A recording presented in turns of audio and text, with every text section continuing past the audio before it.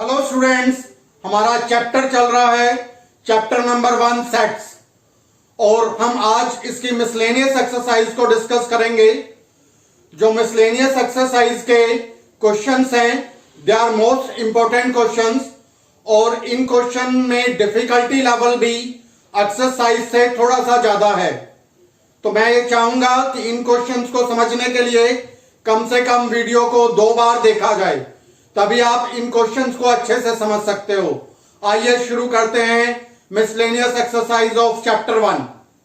Next question number 6, assume that PA is equal to PB, show that A is equal to B।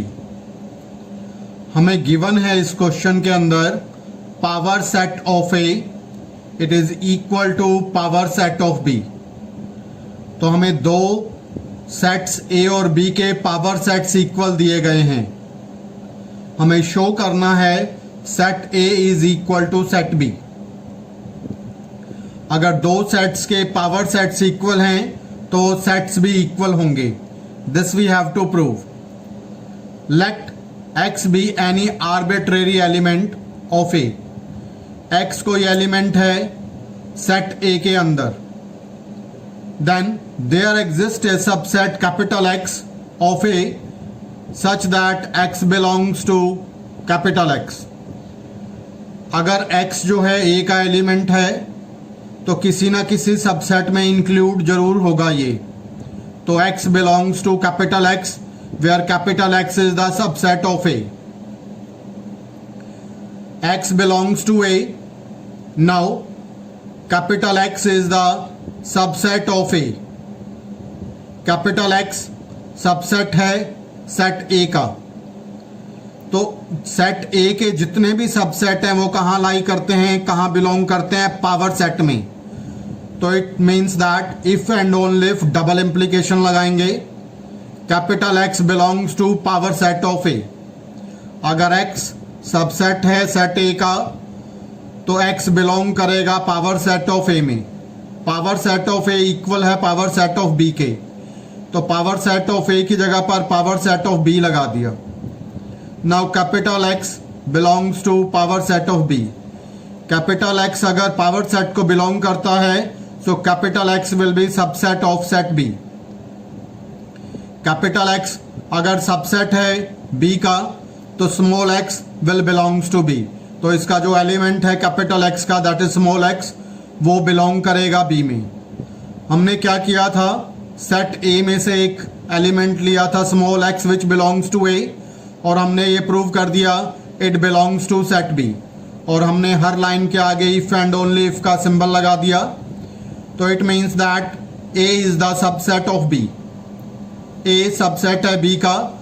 ए का एक element x लिया, वो prove कर दिया B में लाई करता है, तो इसका मतलब ए सबसेट हो गया बी का।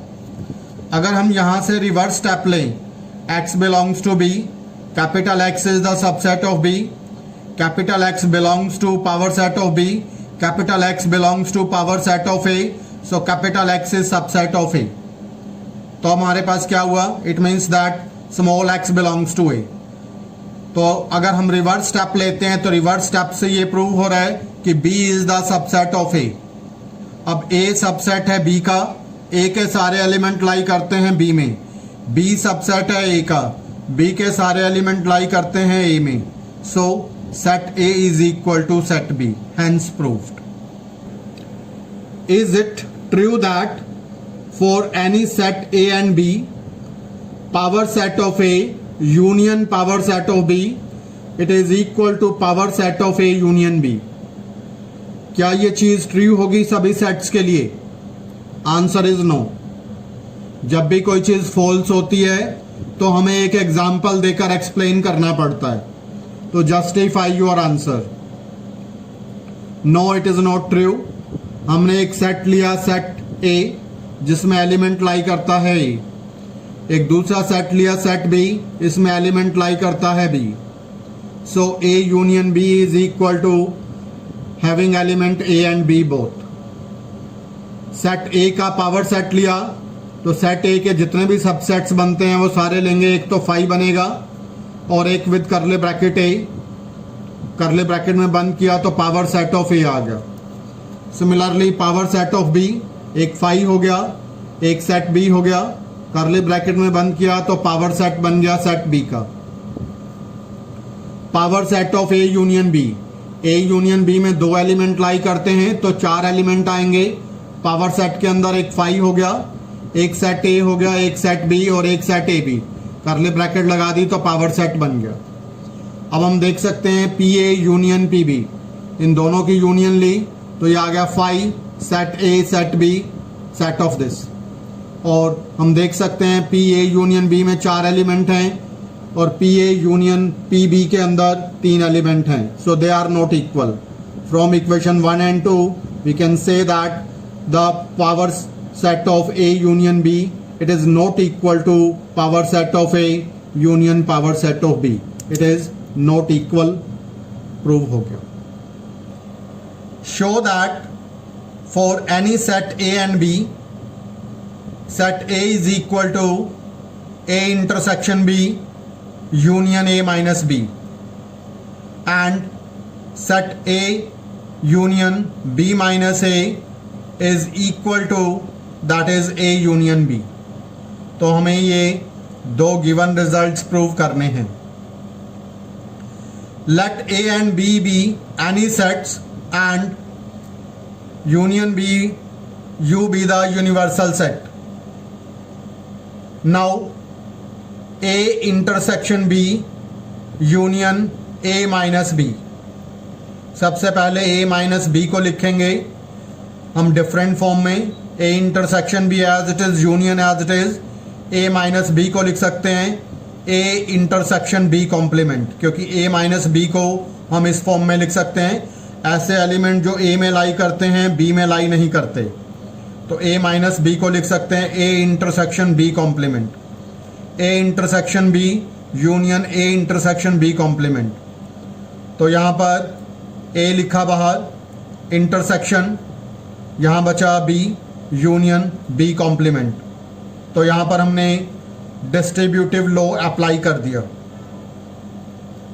तो इसमें अब B union B complement, B union B complement हो जाता है यूनिवर्सल सेट। किसी सेट में उसका कॉम्प्लीमेंट का यूनियन ले लिया जाए तो दोनों मिलकर बना देते हैं universal set. A intersection universal set, we know that universal set में ए के सारे एलिमेंट लाई करेंगे तो जब कॉमन एलिमेंट फाइंड करेंगे तो वापस सेट ए मिलेगा।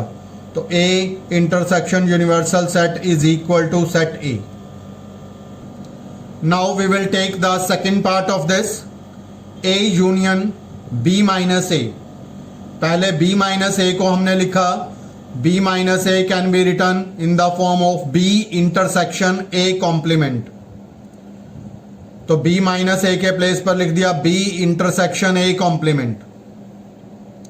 अब एक बार A का यूनियन लिया सेट B के साथ, बीच में इंटरसेक्शन का साइन, फिर A का यूनियन लिया A कॉम्प्लीमेंट के साथ। A union B intersection A union A complement, we know that it is equal to universal set, क्योंकि ए के सारे एलिमेंट और कॉम्प्लीमेंट के एलिमेंट्स मिल जाएंगे तो यूनिवर्सल सेट बनेगा।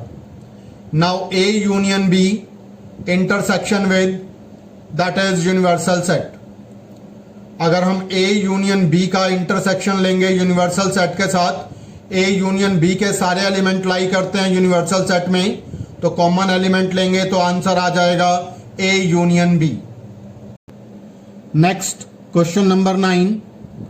Using properties of sets, show that A union A intersection B, it is equal to set A, and A intersection A union B, it is equal to set A। First लिया हमने left hand side, A union A intersection B। सबसे पहले distributive law apply किया, ए का union लेंगे set ए के साथ, बीच में इंटरसेक्शन का साइन, ए का यूनियन लेंगे बी के साथ। ए का यूनियन ए के साथ लेंगे तो वापस आ जाएगा set A, intersection with A union B. A union B में ए के सारे एलिमेंट लाई करते हैं तो जब इन दोनों का इंटरसेक्शन लेंगे तो वापस आंसर मिल जाएगा set A which is equal to right hand side. Similarly in second part the left hand side is A intersection A union B. तो सबसे पहले हमने डिस्ट्रीब्यूटिव लॉ अप्लाई किया. ए का इंटरसेक्शन ए के साथ, बीच में यूनियन, फिर ए का इंटरसेक्शन बी के साथ. A intersection A, answer will be A. Union with A intersection B. Intersection में हमारे पास ए के एलिमेंट और बी के एलिमेंट जो दोनों में कॉमन हैं वो होंगे. जब ए के साथ यूनियन लेंगे तो हमारे पास आंसर बन जाएगा A union A intersection B. जो कॉमन एलिमेंट हैं वो ए में भी होंगे, कुछ एक्स्ट्रा भी हो सकते हैं. सो इन दोनों की यूनियन बनेगी, that is equal to set A, so which is equal to right hand side. Show that A intersection B equal to A intersection C. Need not imply B equals to C. हमें बताया गया इस question में कि अगर ए intersection B और ए intersection सी equal हो तो इससे आप ये नहीं कह सकते कि सेट बी और सेट सी इक्वल हैं. Here A intersection B equals to A intersection C. We have to prove that B is not equal to सी.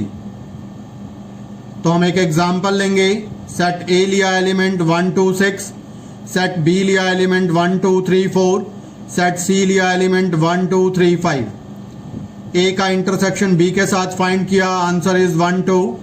ए का इंटरसेक्शन सी के साथ फाइंड किया, answer is 1 2. A intersection B equal to A intersection C, it is equal. Although set B is not equal to set C, we can see that set B और set C में different elements हैं, they are not equal. Hence it is proved.